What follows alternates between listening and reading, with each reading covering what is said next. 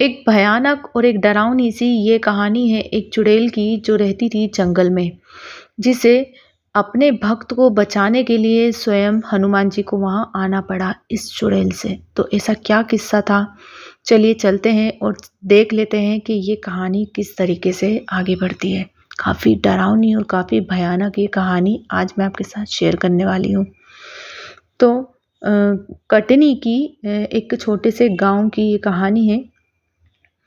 उस गाँव का नाम तो मैं मेंशन नहीं कर सकती, पर एक काफ़ी ज़्यादा बड़ा भक्त जो था, वो हनुमान जी का था और उसी भक्त की ये कहानी है। उसकी एक छोटा-सा परिवार था उसका, एक बच्चा, एक पत्नी उसकी और एक माँ और एक पिता। माता-पिता को 6 महीने पहले ही स्वर्गवास हो चुका था। पिताजी का स्वर्गवास हुआ जब उन्होंने कहा कि बेटा तू किसी भी तकलीफ़ में हो, कैसी भी तकलीफ़ में हो मुझे ज़रूर याद करना। बस उनका यही कहना काफ़ी था। अब हनुमान जी के लिए भी उन्होंने यही कहा था कि अगर मैं नहीं भी आ पाया तो तुझे हनुमान जी ज़रूर आएँगे बचाने। तो सच्चे दिल से तू हनुमान जी को याद कर लेना अगर तू कहीं पर भी होगा तो। अब उसका जो बच्चा था छोटा उसके लिए वो काफ़ी परेशान रहता था क्योंकि एकलौता बच्चा था। उसका नाम सूरज था और उसके पिताजी का नाम मूलचंद। तो जो मूलचंद था वो काफ़ी ज़्यादा मेहनती था, एक सब्जी का ठेला लगाता था और अपनी मेहनत से उसके पूरे परिवार को पालता था। अब जो सूरज था वो काफ़ी ज़्यादा तेज़ था पढ़ाई-लिखाई में, तो उसकी जो 8वीं क्लास की परीक्षा थी वो पूरी हो चुकी थी और यहाँ से उसे अब शहर में जाकर पढ़ना था, क्योंकि यहाँ पर स्कूल नहीं थे। अब आगे की पढ़ाई के लिए उसे स्कूल जाना था। तो जो मूलचंद था वो काफ़ी ज़्यादा घबराते हुए कहते हैं कि मेरा पूरा मन है कि मैं तुम्हें शहर भेजूँ पर वहाँ पर कोई भी ऐसा रिश्तेदार नहीं मिल पा रहा है कि जो तुम्हारा ध्यान रख सके और शहर में जाके हमें भी कोई ऐसा काम नहीं मिल पाएगा बेटा कि मैं तुम्हें पढ़ा सकूँ, लिखा सकूँ, मैं खुद कमा सकूँ। केवल मैं तुम्हारी यहाँ से ही मदद कर पाऊँगा। पर कभी भगवान की इच्छा हुई और हमारे गाँव से शहर के लिए वो रोड बन गया, तो मैं तुम्हें ज़रूर शहर के स्कूल में एडमिशन करा दूँगा और 1 घंटे, डेढ़ घंटे छोड़ने और लेने के लगेंगे, तो वो भी मैं तुम्हें करवा दूँगा। अब उन्होंने काफ़ी ज़्यादा प्रयास किया, काफ़ी रिश्तेदारों से पूछा, पर किसी ने भी नहीं बताया कि यहाँ पर सिटी में जो शहर है, वहाँ पर कोई उसे रख सकता है या नहीं, कोई भी नहीं रख पा रहा था। और 2 से 3 दिन हुए थे और हनुमान जी से प्रार्थना के बाद मूलचंद की ये इच्छा भी पूरी हो गई। अब शहर से एक नोटिस आया जो गाँव तक एक सड़क जाएगी, जो शहर से गाँव तक मिल जाएगी। उसका टेंडर पास हो गया था। 1 महीने में ही ये सड़क का काम चालू होने वाला था। तो मूलचंद की जो खुशी का ठिकाना नहीं था कि मैं तुम्हें 6 महीने बाद भले ही एडमिशन कराऊँगा पर अब हम स्कूल जा सकते हैं। हनुमान जी ने हमारी इच्छा पूरी कर दी है। इस तरीके से कहने के बाद मूलचंद जो था वो काफ़ी ज़्यादा खुश था।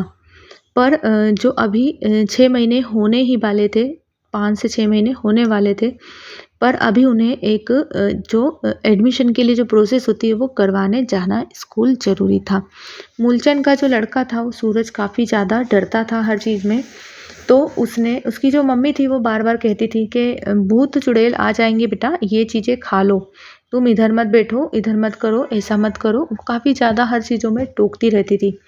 तो उसे नहीं पता था, उसके मन में एक डर हमेशा ही बना रहता था सूरज के मन में कि मुझे ये नहीं करना है, मम्मी ने मुझे डरा रखा है, मुझे ये कर रखा है, इस तरीके से। तो उसके जो पापा थे उन्होंने कहा कि चलो आज हम स्कूल होए आते हैं तुम्हारा एडमिशन कराने के लिए।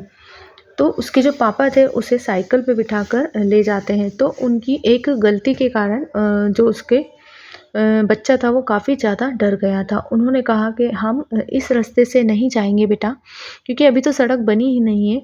हम गाँव वाले जो कच्चे रास्ते से जाएँगे, जो जंगल वाला रास्ता है, तो हम जल्दी पहुँच जाएँगे।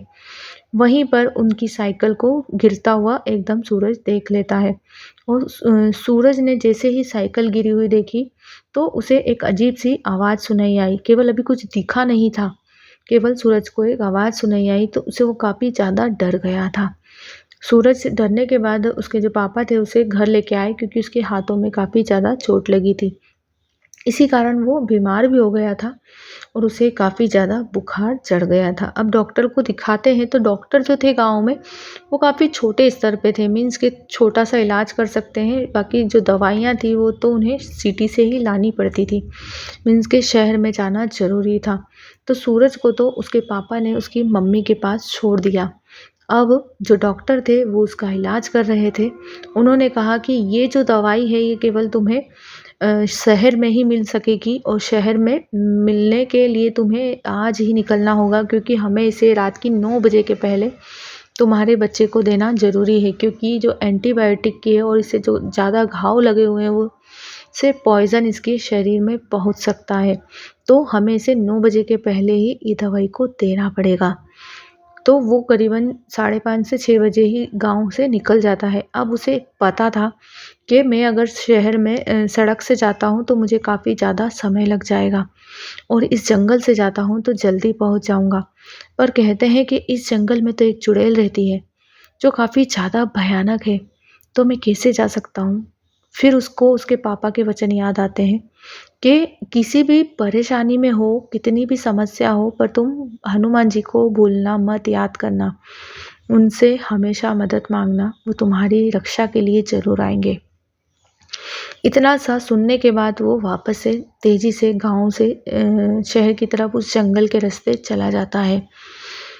आगे आधे रास्ते ही जाता है आगे, और उसे एक लेडीज़ मिलती है, मीन्स कि बिल्कुल साधारण सी लेडीज़।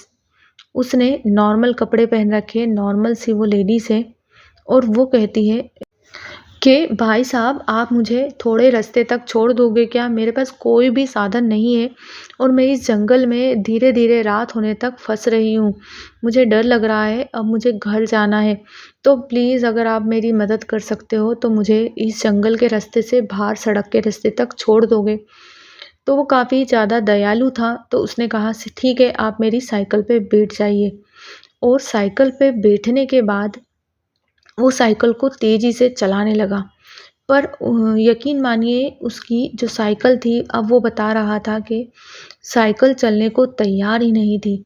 उसने इतनी मेहनत करी कि पूरा गीला हो गया पसीने में, पर वो साइकिल आगे बढ़ती, थोड़ी बढ़ती करके वो इतना ज़्यादा थक गया, और उसने जैसे ही पीछे पलट के उस लेडीज़ को देखा, तो उस लेडीज़ के पैर जो थे वो ज़मीन से टच थे, और वो उसकी साइकिल के बराबर से चल रही थी। वो पीछे नहीं बैठी थी, केवल एक हाथ रख रखा था, और उस इस मतलब साइकिल के बराबर से वो साइकिल के आगे-आगे चल रही थी, फिर पीछे-पीछे, फिर आगे-आगे, और उसके पैर जो थे वो काफ़ी ज़्यादा लंबे होते-होते घिसा रहे थे। अब वो समझ गया था कि ये सब कुछ साधारण नहीं है। जैसे ही उसने बालाजी को याद करा, हनुमान जी को याद करा, उसके बाद वो बेहोश हो गया। बेहोश होने के बाद उसे कुछ भी याद नहीं था कि उस चुड़ैल ने उसके साथ क्या करा है। अब पता नहीं चल पा रहा है कि मूलचंद को क्या हुआ है और क्या नहीं हुआ है। वो सुबह तक घर नहीं पहुंचा है, अभी भी वो बेहोश पड़ा है। पर क्या उसका बच्चा बच पाया था? जी हाँ, क्योंकि यहाँ पर तो साक्षात बालाजी आए थे, जिन्होंने दवाई दी थी उसे। उसकी जो पत्नी थी वो सुबह जब होश में आता है, तो होश में आता है जब वो एक ओटले पे, हनुमान जी के मंदिर के किसी ओटले पे मिलता है। तो वहाँ से वो उसके घर जाता है और रोता हुआ जाता है कि मैं अपने बच्चे के लिए दवाई नहीं ले पाया। तो उसकी पत्नी बताती है कि एक आदमी आए थे, काफ़ी ज़्यादा उम्र के थे। उन्होंने कहा कि बेटा, ये दवाई मूलचंद ने तुम्हारे बच्चे के लिए पहुँचाई है, इसे जल्दी खा लेना। और वो जो है वो आज एक मंदिर में विश्राम करेगा, क्योंकि काफ़ी ज़्यादा समय हो गया है।